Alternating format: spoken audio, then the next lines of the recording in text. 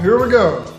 We have got a 6-liter LQ4 here, and what do we want? We want an LQ9, okay? Yep. Like everybody else, they want a little bit more horsepower and torque. And so we're going to show you how we go about changing that from an LQ4 to an LQ9, okay? We are also going to get into some of the world's greatest myths. We're going to get into shimmying the oil pump. We'll probably get into aliens and possibly Bigfoot. And I've got Emily talked into changing back to her alien form at the end of the video just to prove there are aliens, okay? Maybe.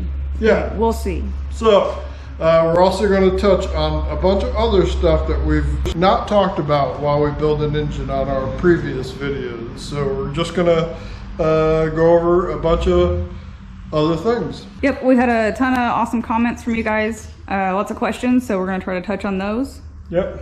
So let's do it, okay? Let's do it. All right, so what am I starting with? First of all, the difference between an LQ4 and an LQ9. The only difference between the engines is the pistons, okay? The LQ9 has a little bit higher compression. That gives you that extra horsepower. The LQ4, it has what they call reduced compression pistons in it. You'll see it has the little, this is actually the one that came out of this motor, but it has the little dish in it, okay? So the pistons that I'm putting in this, they are what you'd call flat top, okay? And if you took an LQ9 apart from General Motors, it doesn't have the valve recesses in it. It's just completely flat, okay? Okay. And that's the only difference between an LQ9 and an LQ4. Okay. Okay? But they do produce more power, and that's why people want them, all right? The exact same camshaft, doesn't matter. In this engine, we put in a melling. It's the stock grind camshaft. So I already went, lubed that up, set it in there, put all new melling roller lifters in it. Always replace your lifter trays, okay? And I replace those with General Motors trays only, okay? Yes, they're not that expensive for the General Motor stuff. No. So. Nope. So make sure you buy quality stuff for that, especially when you're talking the cam and lifters. So you want good parts, okay? Yes. All right. So I've done 7 pistons. I left one out just to show putting the last one in. Okay. And then we are going to get into talking about some of the things that we've left out of other videos. All right. Okay. But to begin with, this is what's called a floating wrist pin rod, okay? You don't have to press these in. This one here, press fit, okay? Oh. Yeah, but on this motor, it's a 2004 and it had floating wrist pins, and it also has what people call the dimple connecting rod, okay? Okay. These rods, it doesn't matter what direction you put them in. Right. Even if the dimple's there, you don't care. It doesn't matter. But I care because I'm weird, and when I take these things apart, I notice that the dimple is facing the back of the engine, so I just put them back together the same way, you know. Okay. But it actually does not matter on most engines. The rod is kind of offset, okay, and it does matter. You have to have that connecting rod facing the right direction, so your bearing is not up against the fillet on the crankshaft. Okay. Okay. So, but on this it doesn't matter. The bearings sit right in the middle, and when we get to turning it over, we'll show that a little bit better. But the dimple doesn't matter which direction. The rod doesn't matter which direction, but you absolutely want to make your piston mark. It's either a dot or an arrow in this case. That goes towards the front of the engine, okay? And you'll notice on all those, they're facing the front. Yes. So let's go ahead and put this piston in, okay? Okay.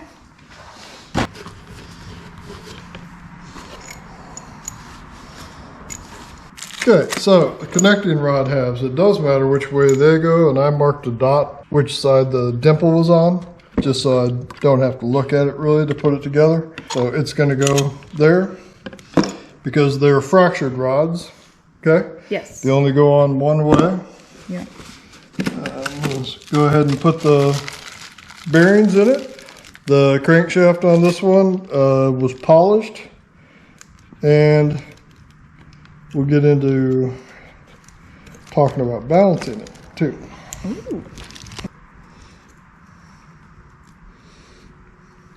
All right, so while I'm letting this drain, let's talk about this a little bit. The other difference in these pistons are the rings are different width, okay? The top ring is skinnier than the second ring, and then the third ring is skinnier than a normal LS engine. So I think it's 1.5 millimeter. Something like that. Yeah, 1.5 millimeter, and then it's 3 millimeter, and then that's 2.5 for the oil ring, I think. Okay, but don't quote me on those numbers because I could be wrong. But so they are different. These are chromoly rings, and a set of rings for this thing was $260. Yeah.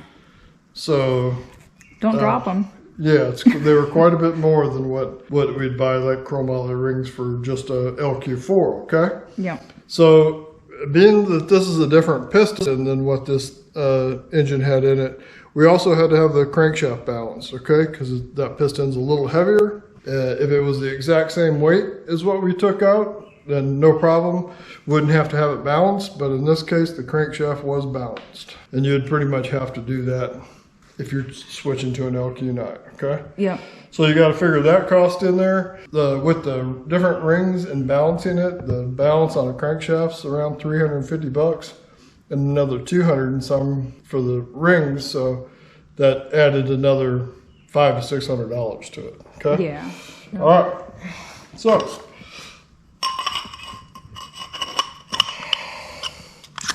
I clocked the rings already, so they're not lined up. The gaps aren't lined up. Or I had Emily do it, actually.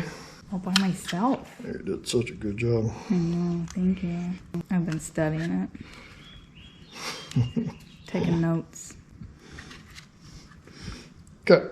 All right. So we know which one it goes into because it's the last one, right?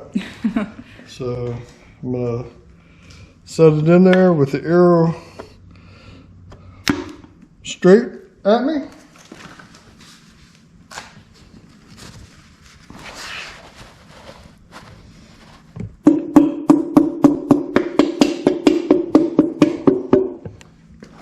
I highly recommend these. Very nice, right? Yes. And this block's also bored 20 over, okay? So there, it's going to get more horsepower because it's bigger cubic inches too, huh? Oh yeah. Yep. Okay. So now let's roll it over.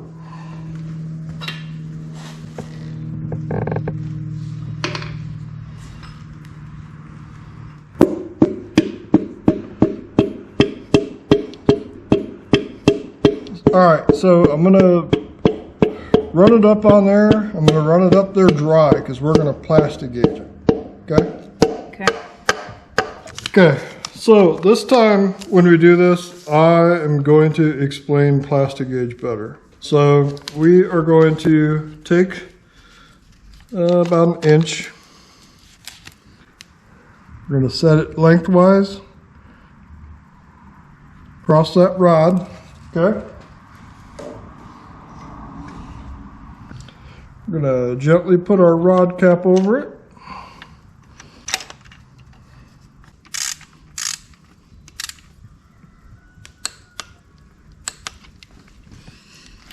All right, so you torque your rod down. Good. So pull the cap straight off of it. Okay, you see the little impression from that? Yep. Okay, so I'm going to take my plastigage, I'm going to match it up. Oh, that's in millimeters. We don't want to measure in millimeters. Okay. That right there is 0.003, which is the maximum. So it's fine. Get that off of there. Okay. Cleaned it up. Yep. And push this one off of it. Make sure you don't touch the crank. Give some oil, some assembly lube. Mayonnaise. Yuck.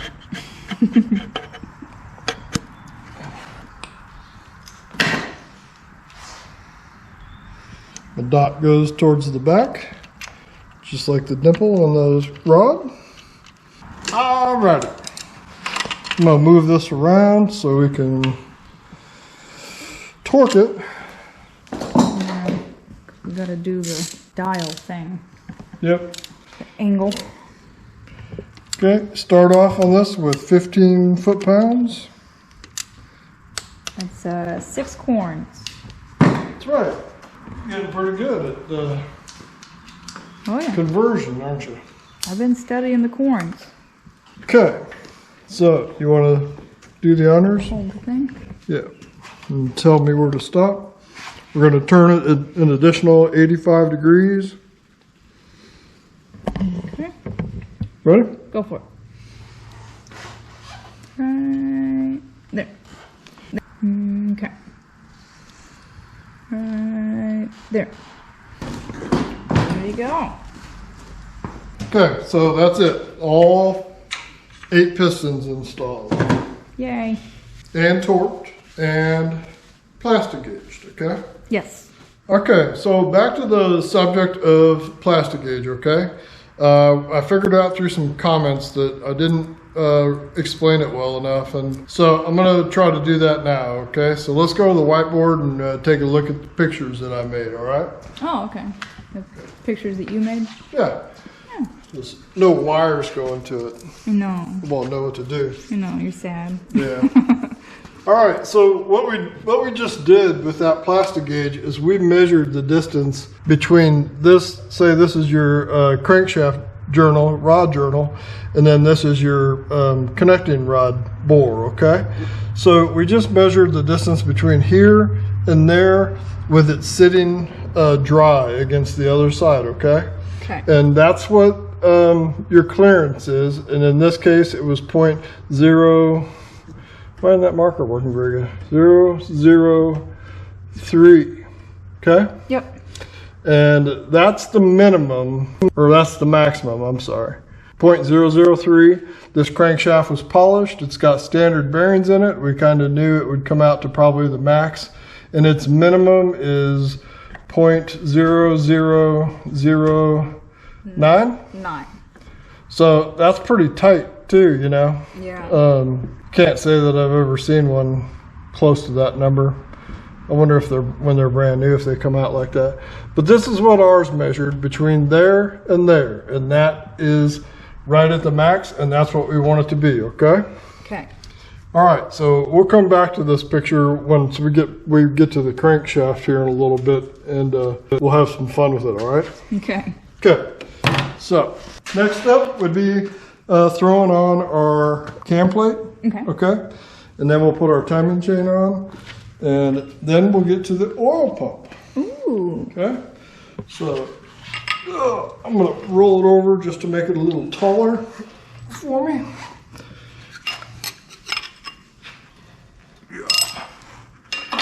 All right, so we are going to put a cam plate on it, okay? Okay. And one of the things that people say to us is when they go back and they watch our freshening up a LS motor, Yep. they are mad because we didn't take the cam, or we didn't change this cam plate. I don't change them unless I rebuild the engine, okay? Or if I remove it.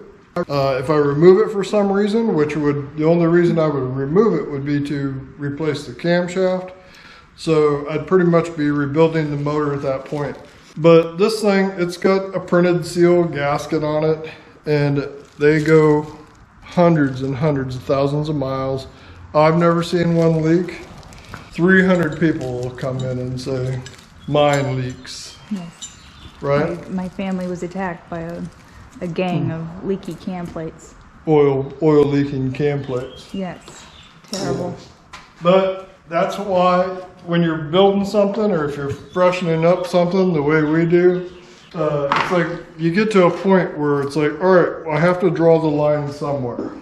Okay? Yeah. And so it's like, are we rebuilding this engine or are we just freshening it up?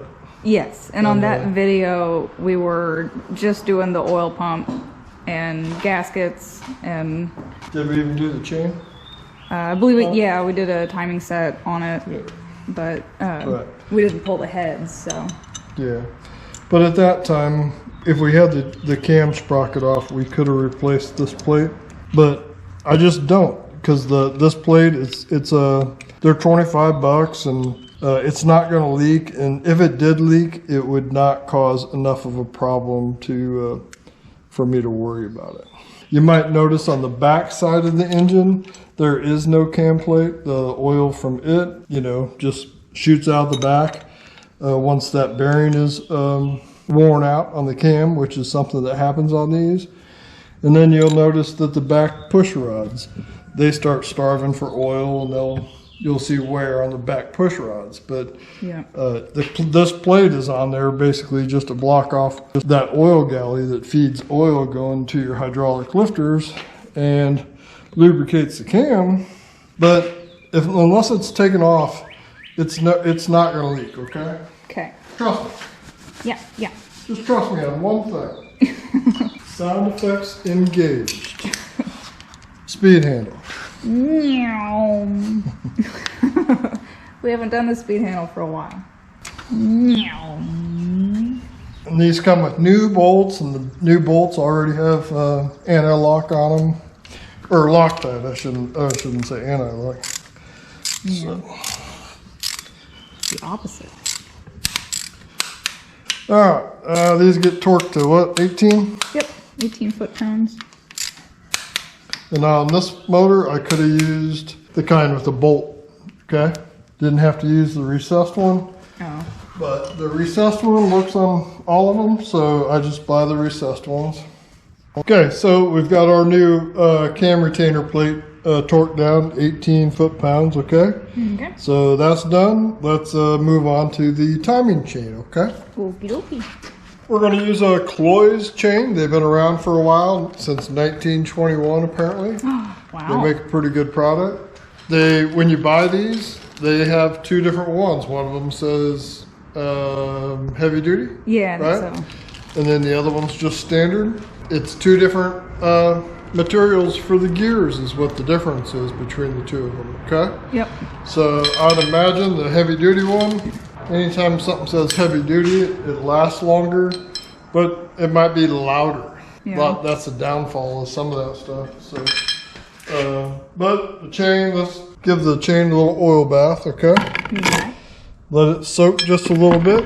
While we're doing that, we'll put this on and we'll line the marks up, okay? Okay. So I saved the old one that come off of it. It's around here somewhere. I use it to tap the new one on.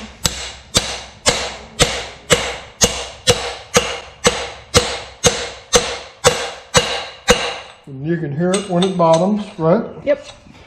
So you know it's there. If it isn't, when you put the harmonic bouncer on, by the time you torque it down, it draws it in there too. But Oh, yeah. that's the best way to knock it down.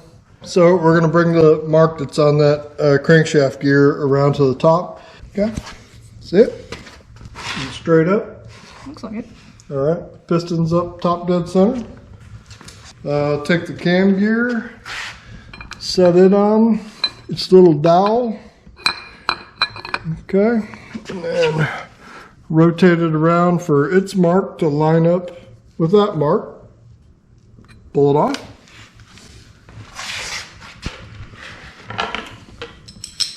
Take our oiled up chain. Ooh, bring it over.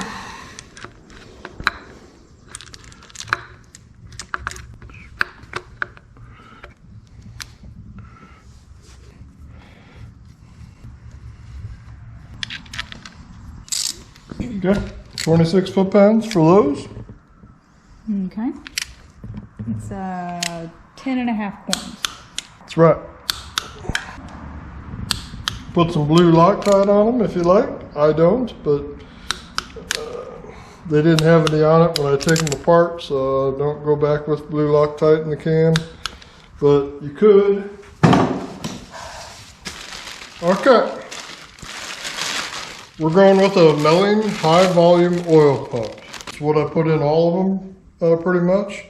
This motor's got, it's at the max clearances for the rods and main girdles. So 18% more oil volume isn't going to be a bad thing for it. Plus it's going to have an oil cooler on it, so it's moving a lot of oil. So it'll work nicely, okay? Okay. Now I'm going to show you the procedure for putting this on. Okay. Okay? And I'm going to show you General Motors procedure for putting it on, okay? First. Okay. And then we're going to get into some other stuff with it, all right? Okay. So General Motors procedure, at this point right here, what we would do is take it from the box, okay? Okay.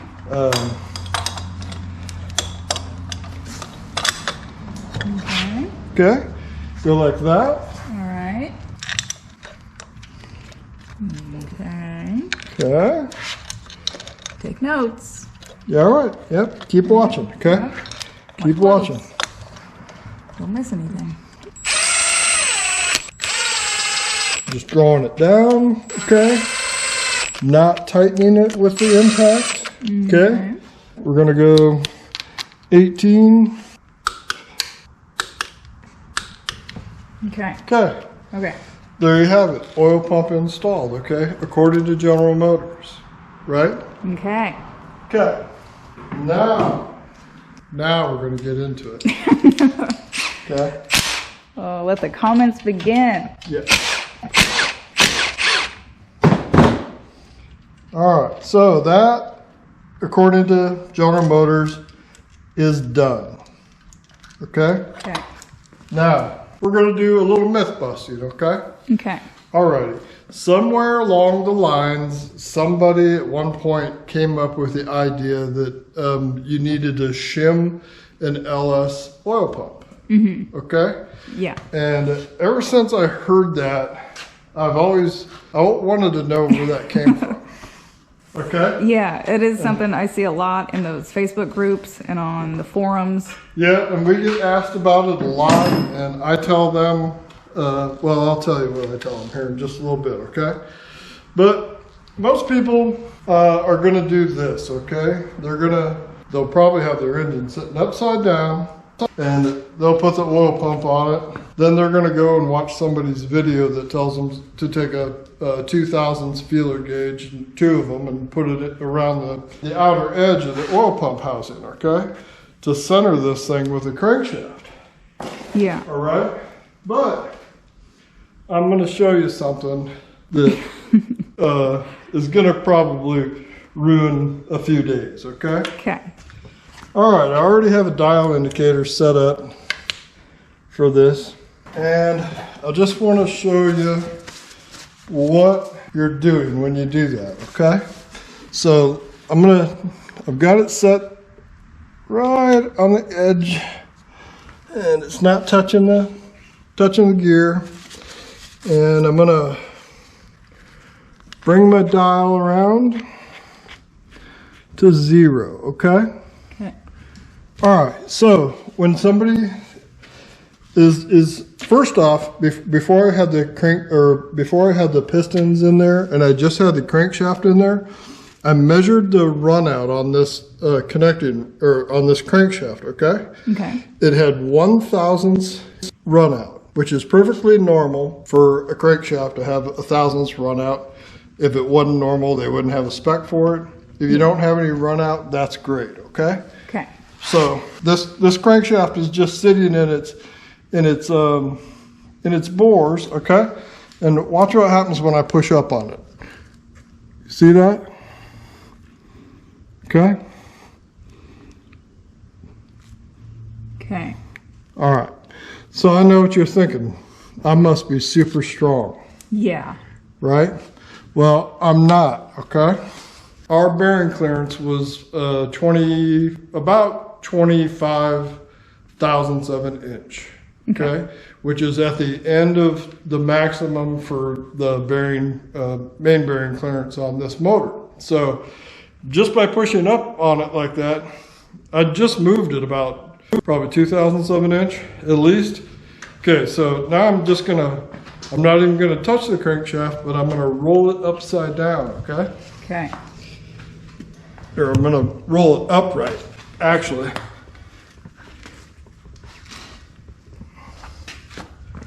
Okay. Okay. All right, so what does the gauge read now? About 2 thousandths. Okay.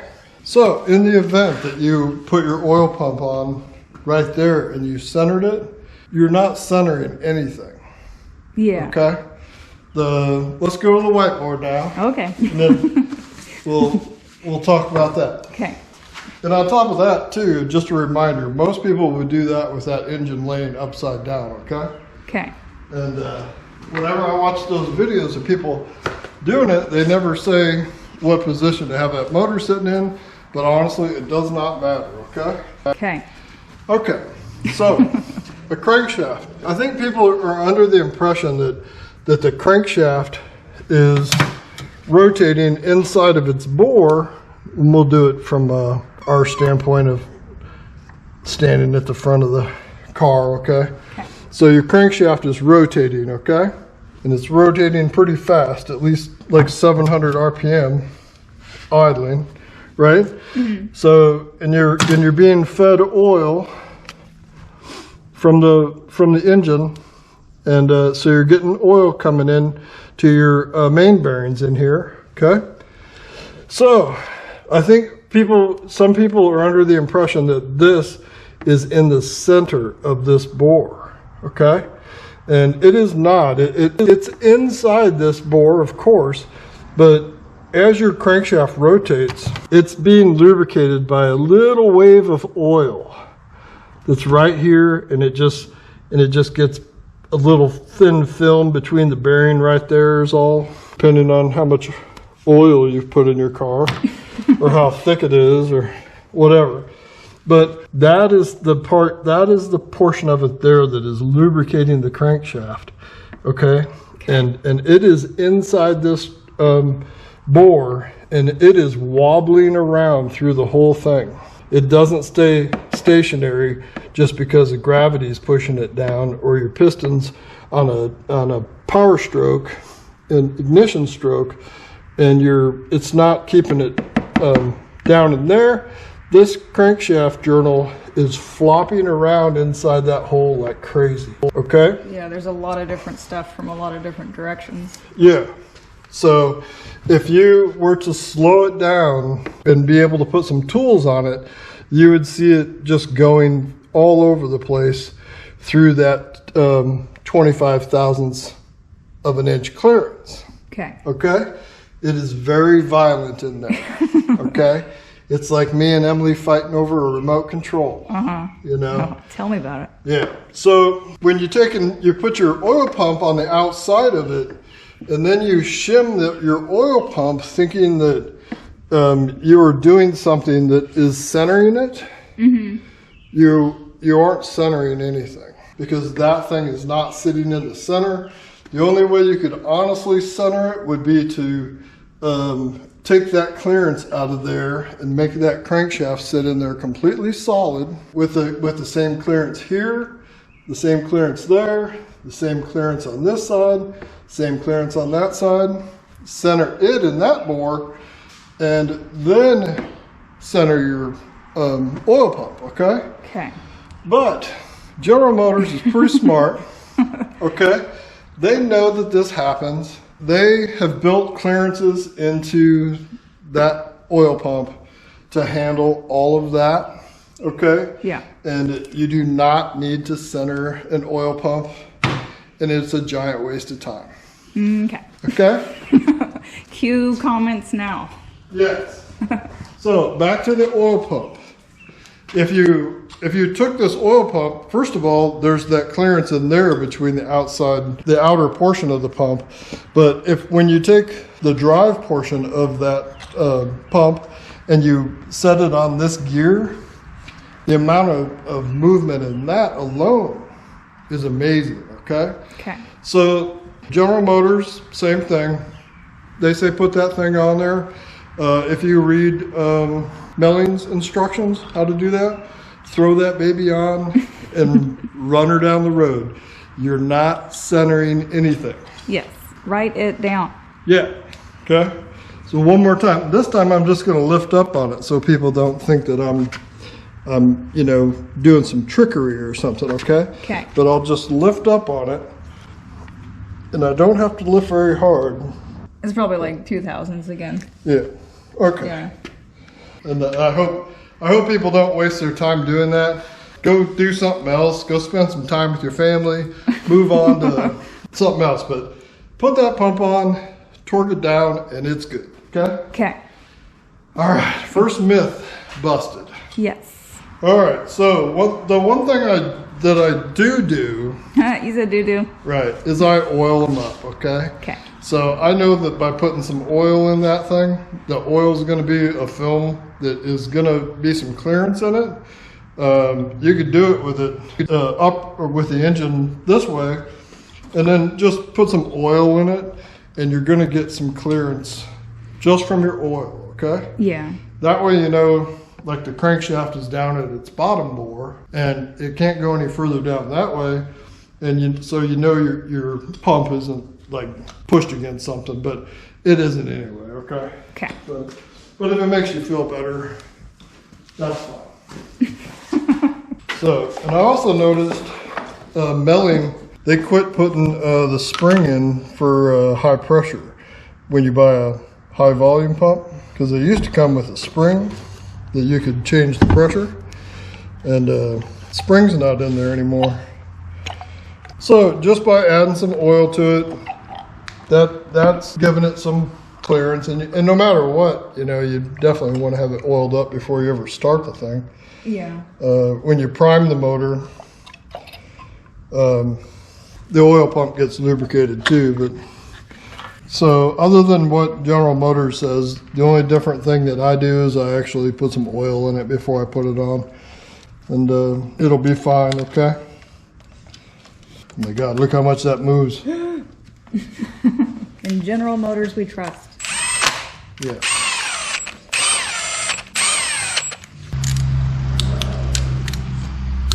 Okay, 18 foot-pounds. 11 corns. Okay. Okay. Also, same thing on the crankshaft. When we measured our clearance with our plastigage, that's what we were measuring. We were measuring from here to there. Okay, and ours was 25. Right, 25 10,000s. Yep. Right. So that's right at the maximum clearance, but it'll work just fine. Somebody asked me something about dividing it because of the distance around there, and I didn't understand that all that well.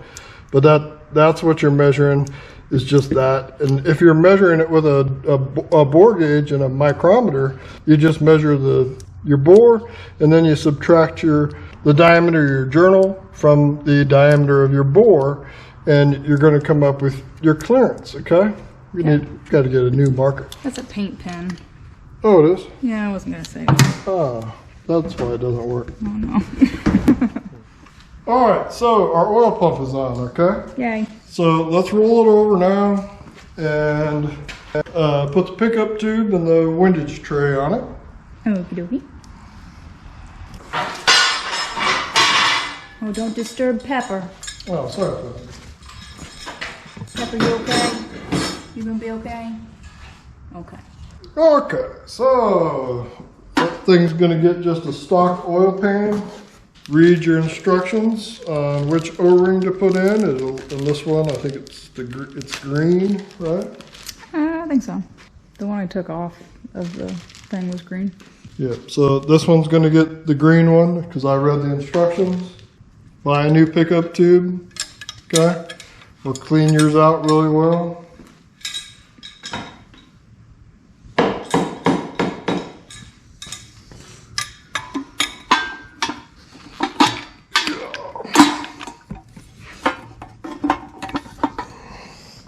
Go. Oh, there it goes. Okay. That's another thing that a lot of people have asked about is the 2-bolt option for the pickup tube. Yeah, you can buy a little thing that goes to this and it bolts onto that also. You end up having to get rid of this on some of them. I've used them, I've tried to use them, and I did not care for them. Go ahead and use one if you want. I don't see the reason for it. It's supposed to keep the tube tighter. Yeah. But I tried them and then I just didn't like them. So if you like them, great.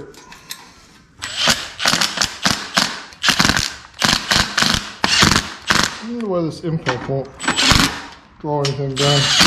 It's not a very impacty impact.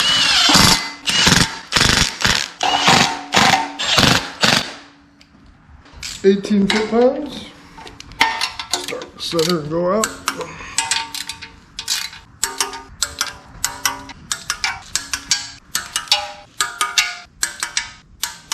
Check them all.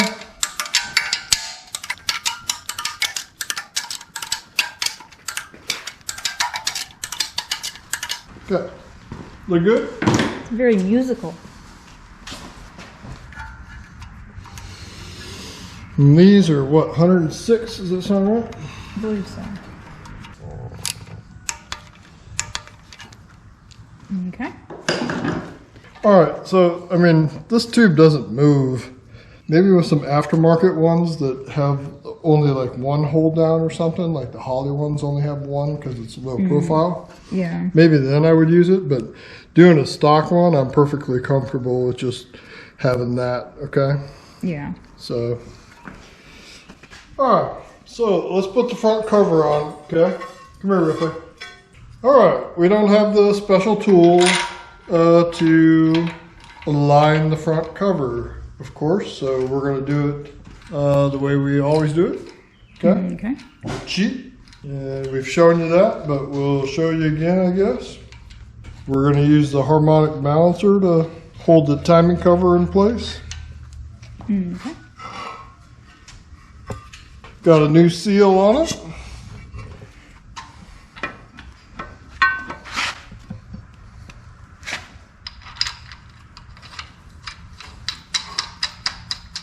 Using a balancer installer is a lot easier than using like the original bolt.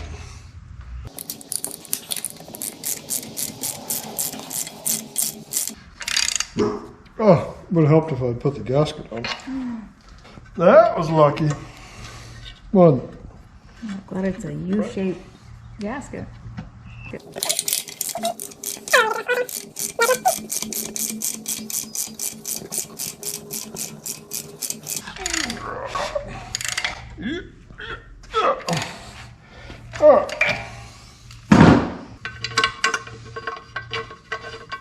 So basically the harmonic balancer uses a seal and keeps it all centered.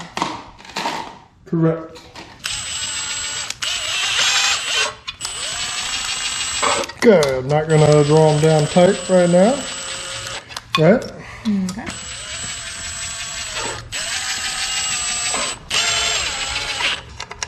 Oops. So that timing cover moves a little bit, so it rocks back and forth a little bit on the seal, okay? Okay. I could use a straight edge like we've done before with it upside down, Okay. but I'm gonna do it with the oil pan on, okay? And then we'll use a feeler gauge. So we'll set the oil pan on with no gasket. Okay, so if you buy the special tool to align this thing, it's basically just the front portion of this. So, feeler gauge. Feeler, I hardly know her. But, Sorry. okay, so there's going to be a little bit of difference there, okay? Okay. So we can go in, kind of center it a little bit and see what we got. It's not supposed to be any more than 20 thousandths. Tight there. Loosed it, okay? So I'm going to go up one more. Go 15 thousandths.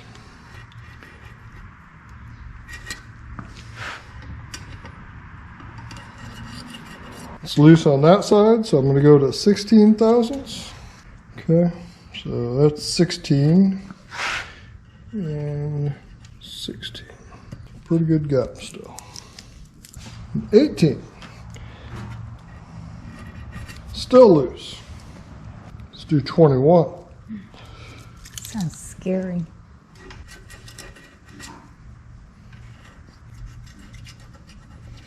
Okay, getting there. Yeah. All right, that feels good.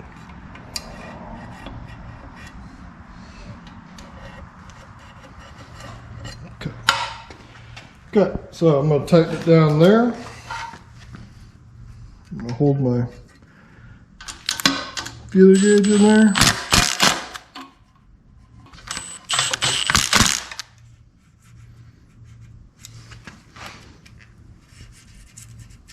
Okay, both sides feel the same. Okay? Sweet.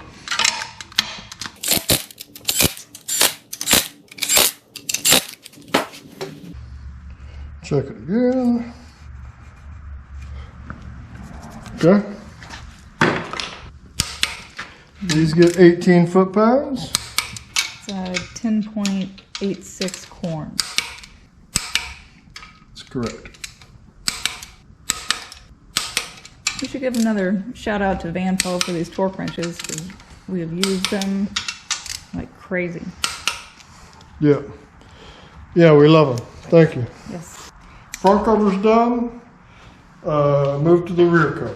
Okay? Okay. And we're going to do the same thing with the rear cover. We're going to use the pan in the same way to make sure we got it lined up good. We're going to use the rear main seal to basically center it. Okay? Okay. And hello, Pepper. For Pepper. This is Pepper's first engine. Oh, it is, isn't it? Alright, so I'm going to do the rear main seal. It's a Teflon seal, okay, PTFE, and they want it installed dry, okay? Okay. And so that's what we're going to do. This would be a good time to talk about the dumbbell, okay? Oh, yes. The dumbbell that goes in the back of the engine block.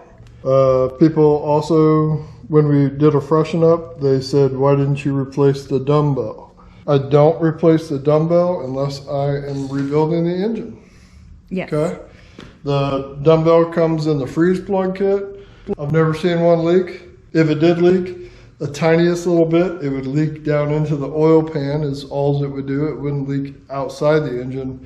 But I've seen them with a million miles on them and not leaking.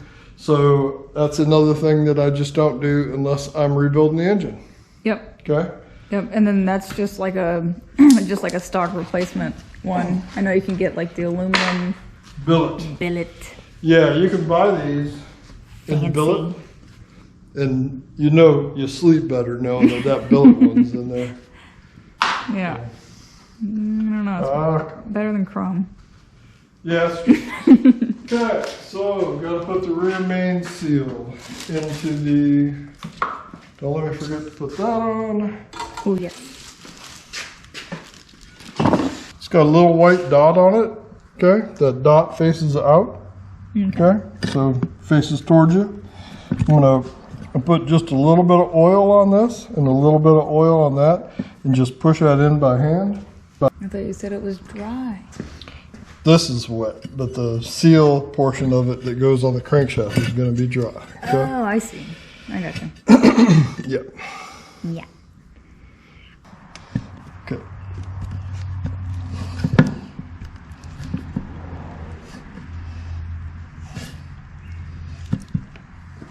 All right, now I use an old one to make sure I got it in there all the way.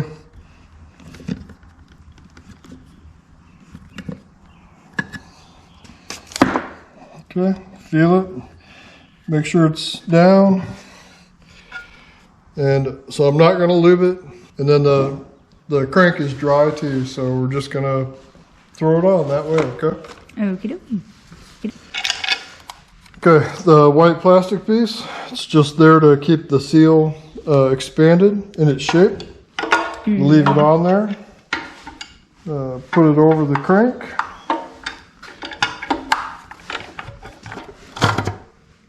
Slip it up, okay? Get rid of the installer.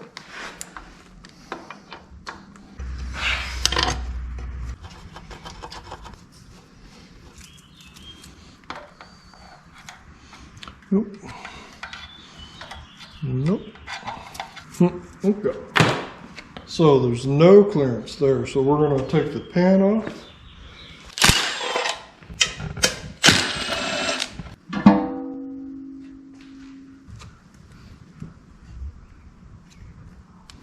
It's perfectly flat, all right?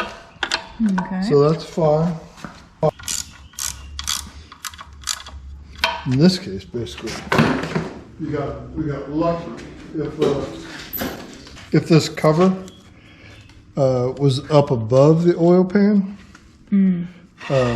then we'd look at putting a different cover on it, because it can't be above it, because that'll hold the oil pan. It'll lift it off of its surface. Yeah. It's supposed to be either 0 to 0.020 of a gap. And this one is 0. So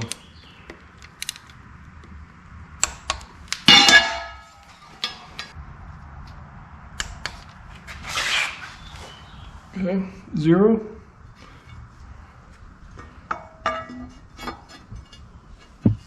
It's perfect. Sweet. That's nice. Yeah. This isn't the right torque just yet. I'll torque it down. I'll torque these two down to 18 and hit the ones that I can here with this one. Oh, okay. And then we'll torque the rest down after we get it off the stand, you know? Yeah.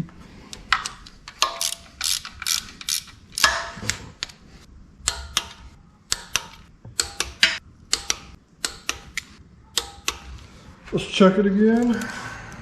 It's perfectly flush, right? Yep. That one perfectly flush, okay? Sweet. Eyeball the front ones, make sure that's right. That one. All the same? Yep. Sweet. And what was our thickness there? 23, 0.023? I think so. Huh. We don't like that. Is it supposed to be? Okay, our front cover, it is 0.023 below the engine block, okay? So measured it with a feeler gauge, 0.023. The maximum is 0.020, all right? Okay. So, excuse me, Ripley. Now watch out. So let's try it with the engine turned upright, okay? Ah. Yeah. Boy, this thing gets heavier every time we add parts to it. So let's loosen our front cover back up.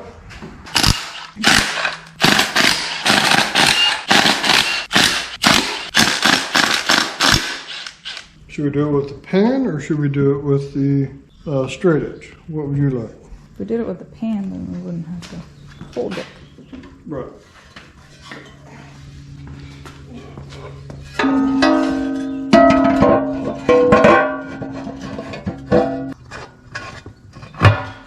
There you go. Oh, thank you. Put a couple in the front so we know we're tight.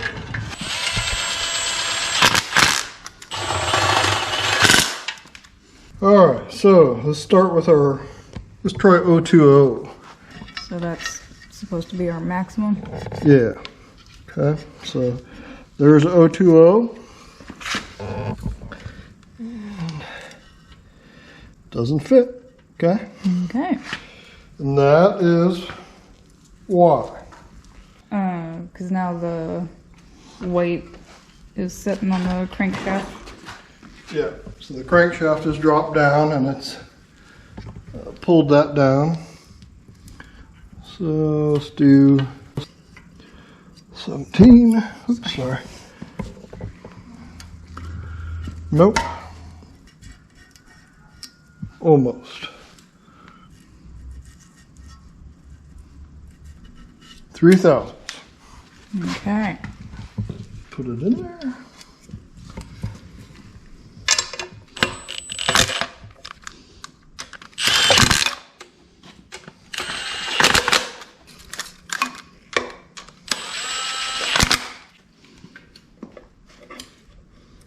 Oh yeah.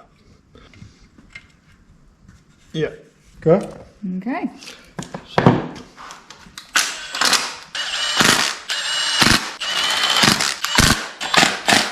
Yeah, we'll torque it down and we'll check it again. Then we'll roll it over. Check it again. Check it again. Then we can put the pan in. Yay. Check it upright one more time. Okay. Real good.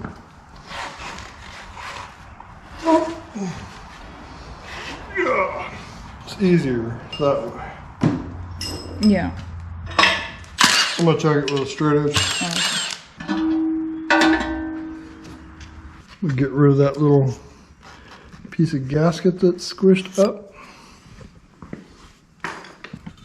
There. Okay. And there. Oh. Alright. Good. Cool. Yeah, so that's how much of a difference it makes having it upside down versus upright, okay? Yeah. Yeah, that shows you how much the crank moves. Yep. Alright, so we can put the oil pan on. And when I'm putting the oil pan on, I give the oil pump a little bit more oil just so I can make a mess. Yeah. But while we're working on it, it'll make its way down into that oil pump. Okay, so this is a Felpro, not a Felt Pro. Felt Pro? Felpro. Put a dab of ultra gray or ultra black on those edges. Doesn't need any on the pan side. And use a Felpro gasket or a Mall or an OEM, okay? Yeah. And I'll tell you why in just a second.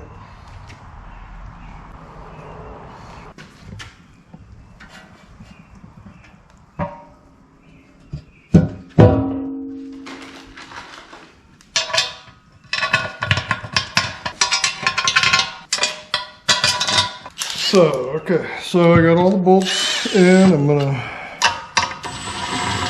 same thing, just kind of snug it down. The reason I say use a Mall or a Felpro gasket is because of right there. The oil pan has to be aligned, okay? Yes.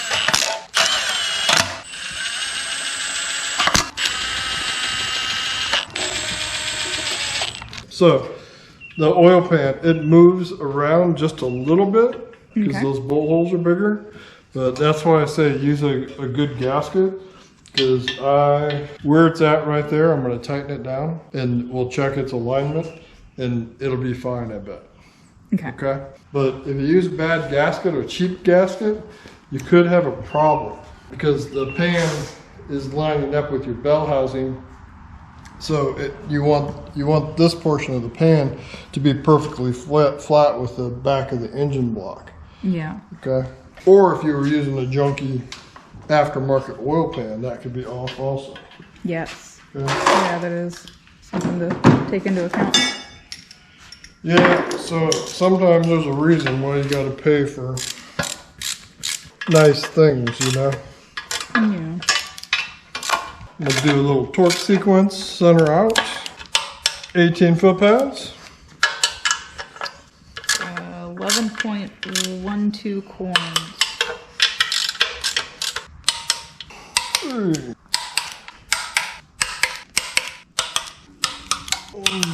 These get 108. 108 or 106. Don't want to over torque it. Is that what we wrote down? 106. 106? Okay.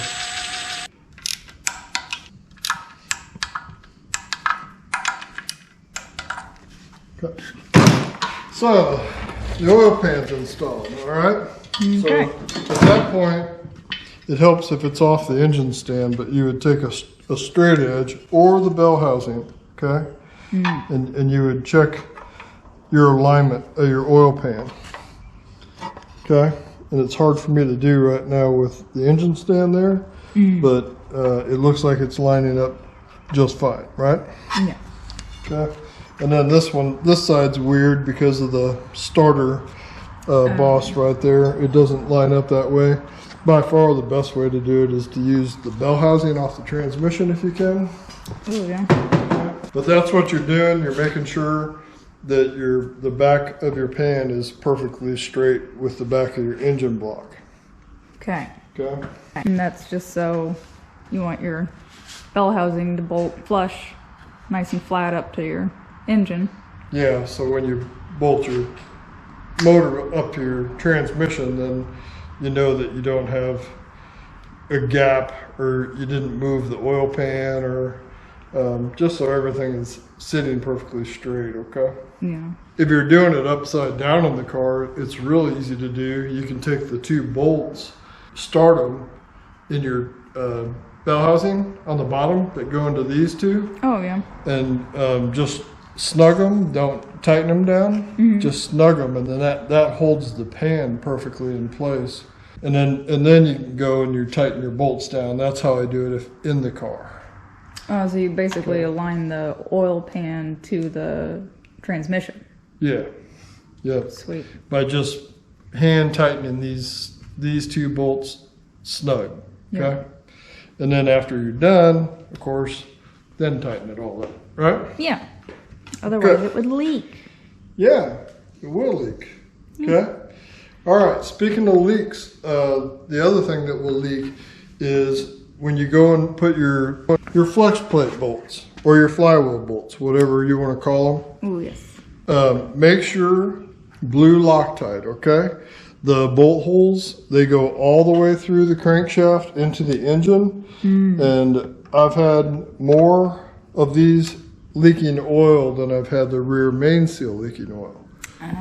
You look at the flex plate, and the flex plate will have little streaks of oil going out. Yeah. You pull the starter and look at it, and you have oil all over the place, and you think that it's the rear main, but it's actually these. It can be these, okay? Yeah. And I've had them just leak oil past them, and I pulled them out, put a new rear main seal on, of course, but blue Loctite. Blue to Loctite. seal it up, okay? Okay. And you won't have any problems that way. So on any crankshaft, no matter what the motor is, you want to look at that. If it does have holes that go all the way through, absolutely blue Loctite it, but it's a great idea to blue Loctite flex plate bolts anyway, okay? Yeah. Yeah.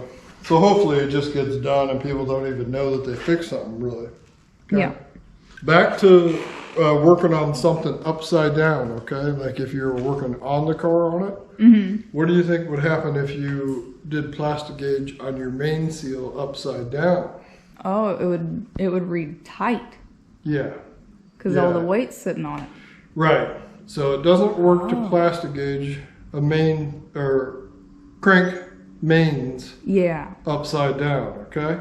Yeah. But there is a trick to do it. Do you know how you would do it? Magic? Yes, magic. I knew it. Huh. No, I would take like a screw jack and I would put under a piece of wood underneath the harmonic balancer, push it up a little bit. It doesn't take all that much, but if you had to measure your main bearing clearance on the car with the engine upright, then you would have to lift that crank up. Yeah, that Okay, makes sense. or put some weight against it to measure your main bearing clearance. Okay. Okay. There's been a lot of cars that people did that to, that they thought, oh, they don't have any main bearing clearance. Yeah. And then when you go and you try to fix it, this back in the day, they'd put bearings in there that were way too small, basically, so they were oversized or undersized, and then you had a lot of main bearing noise or main bearing clearance. Yeah. Okay. So, what did I forget? Anything? So there you go. I think this is our most controversial video so far. A lot of myths debunked. I think we covered pretty much everything. Yep, but I want to mention a couple more things, okay? This LQ9, it's going to get a set of 317 heads put on it. I'm pretty sure all the LQ9s had 317s on them. They're large chamber, large valve heads. They flow great. You can put higher compression, smaller chamber heads on them. If you get into doing something like that, then you're probably going to have to get in with a tuner to get in there afterwards and then tune that thing, because that's not going to be like a stock tune, all right? Yep. So the other thing, head bolts. Whenever I send one of these blocks off to the machine shop, I pretty much know that it's going to be used. So I go ahead and I take one of the old head bolts and I'll cut a little clean out groove on the bolt, and I'll use it as a tap, and I'll clean the thread locker out of the head bolts. So I do that ahead of time, and then I'm going to do it again before I put the heads on, because there's a lot of thread locker in the threads of those, and you don't want to find out when you're putting your new head bolts in that they won't go down and torque properly because of that. Yes. So I make that out of an old head bolt. You can buy them. It's a special thread. It's a rolled thread. They're like 65 bucks. I just make them out of an old head bolt. Okay?